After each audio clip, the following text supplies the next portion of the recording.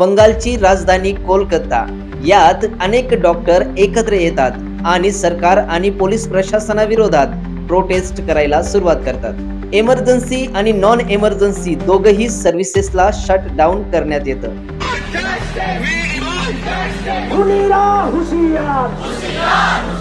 हजारो आणि लाखो सर्वसामान्य व्यक्तीच्या तोंडातून एकच प्रश्न प्रशासनाला आहे आणि तो म्हणजे रेप सारख्या घाणेरड्या घटना केव्हा थांबणार आहेत। The horrific Kolkata rape and murder of a junior doctor was found dead inside a government-run medical college and hospital's 7.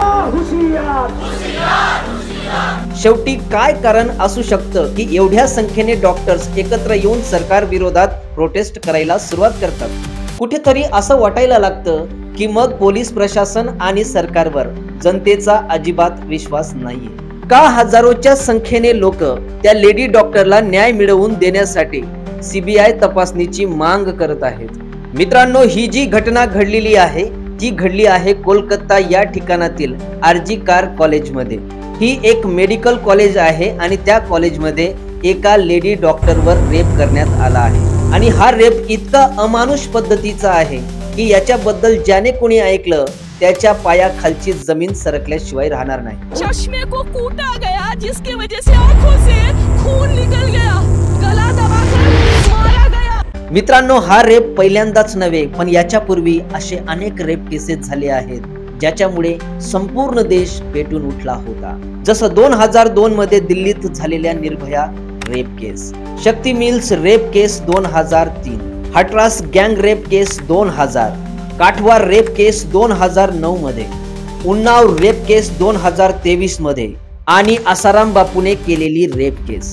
हा रेप नेमका कसा झाला आणि याच्या मागे कोणाकोणाचे हात असू शकतात याच्याबद्दल सविस्तर आपण चर्चा करणार आहोत या व्हिडिओमधून। 8 ऑगस्टच्या रात्रीला ऑलिम्पिकची मॅच बघत असताना 4 डॉक्टर आणि हे एक लेडी डॉक्टर कॉलेजच्या असेंब्ली हॉलमध्ये होते। इवन त्यांनी रात्रीचं जेवण 1 ते 1:30 वाजेच्या दरम्यान याच असेंब्ली हॉलमध्ये केलं होतं आणि या जेवणाला त्यांनी अक्षरशः बाहेरून मागवलं होतं।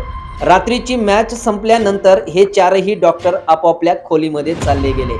मग त्या ठिकाणी उरली फक्त ही एक लेडी डॉक्टर आणि याचाच फायदा उचलून अमानुषपणे एका नराधमाने तिच्यावर अत्याचार केला आणि रेप झाल्यानंतर त्या मुलीचा मृत्यू झाला आणि हा जो व्यक्ती होता रेप करणारा हा पोलीस क्वार्टरला जाऊन झोपून राहिला। म्हणून सर्वसाधारण व्यक्तीच्या मनात एकच क्वेश्चन निर्माण होत आहे की ज्या व्यक्तीने एवढा मोठा अपराध केलेला आहे आणि तोच व्यक्ती पोलीस स्टेशनला जाऊन त्यांच्या क्वार्टरमध्ये झोपून राहतो, मग हा रेप नेमका कोणी केला? तर मित्रांनो, हा रेप केलेला आहे संजय रॉय या नावाच्या एका कर्मचारीने। मित्रांनो, सगळ्यात इंटरेस्टिंग गोष्ट अशी की हा जो संजय रॉय आहे तो पोलिसांसाठी काम करत होता। त्याची सॅलरी होती 12,000 रुपये महिना। इवन त्याच्या शोधात हे पण कळालं की त्याचे ऑलरेडी 4 लग्न झाले होते आणि त्याच्या मोबाईल डिव्हाइसवरनं समजलं की तो नेहमी सेक्शुअल आणि पोर्न्स व्हिडिओ बघायचा।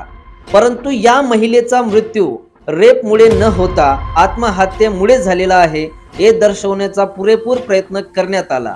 हा प्रयत्न नेमका कोणाकडनं करण्यात आला हाच मोठा प्रश्न जनतेमध्ये आहे। तर हा प्रयत्न केला गेला आहे पोलीस प्रशासनाद्वारा, कारण की हा व्यक्ती सीव्ही व्हॉलंटियर म्हणून काम करत होता पोलीस मध्ये।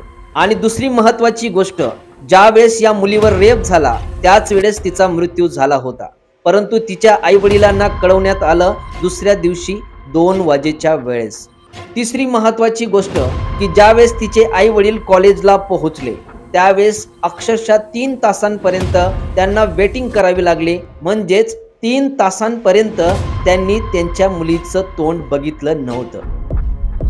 हाथ जोड़ती रही माँ बाप, हाथ जोड़ते रहे, हमें एक बार दिखाओ, हमारी बच्ची का मुंह एक बार दिखाओ, हमको नहीं दिखाया गया। आणि म्हणून हेच कारण असू शकतं की पोलीस प्रशासनावर लोकांचा भरोसा का नाहीये। अजून एक महत्वाची गोष्ट की जेव्हा या लेडी डॉक्टरवर बलात्कार झाला आणि त्याच्यानंतर ही घटना बाहेर पळाली, त्याच्यानंतर अक्षरशः 8 तासांच्या आत या कॉलेजच्या प्रिन्सिपलनी स्वतःची बदली करून घेतली। म्हणून या लेडी डॉक्टरने आत्महत्या नाही, तिचा मर्डर केला गेला आहे आणि तिच्या या मर्डरला लपवण्यासाठी पोलीस प्रशासनाने पूर्ण ताकद लावून टाकली।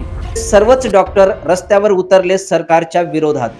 आणि ज्या वेळेस हजारोच्या संख्येने लोक रस्त्यावर उतरायला लागले, सरकारच्या विरोधात अनेक क्वेश्चन्स उभे करायला लागले, त्यावेळेस ममता बॅनर्जी हिने एक फतवा काढला आणि त्याच्यात लवकरात लवकर या केसला सॉल्व्ह करण्याचा आदेश केला। मित्रांनो, या ठिकाणी काम करणारा प्रिन्सिपल ज्याचं नाव डॉक्टर संदीप आहे, त्याला पण अनेक क्वेश्चन्स विचारले गेले या केस संबंधित।